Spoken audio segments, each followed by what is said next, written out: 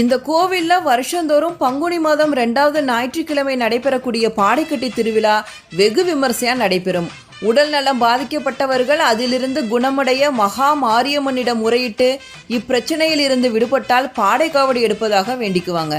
அம்பாள் எப்படியும் நோயை குணமாக்கிடுவா. நோய் குணமானவுடன் இந்த திருவிழாவின் போது அம்பாளுக்கு பாடை காவடி எடுத்து நேர்த்திக்கடன் செலுத்துவாங்க. நேர்த்திக்கடன் செலுத்துறவங்க பாடை காவடி மீது இறந்தவங்க மாதிரியே படுத்துக்குவாங்க.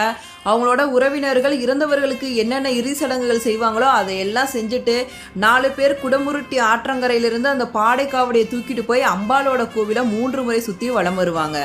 இந்த திருவிழாவில் மேலும் ஒரு முக்கிய நிகழ்ச்சியாக வலங்கைமான அருகே இருக்க விசலூர் கிராமத்திலிருந்து கரக புறப்பாடுடன் செம்மறி ஆடு ஊர்வலமாக அழைத்து வரப்பட்டு இந்த கோவிலுக்கு எதிர்ப்புறம் உள்ள செடில் மரத்தில் ஏற்றும் நிகழ்ச்சியும் நடைபெறும். அம்பாளோட அருளால நிறைய பேருக்கு நோய் குணமாயிருக்கு.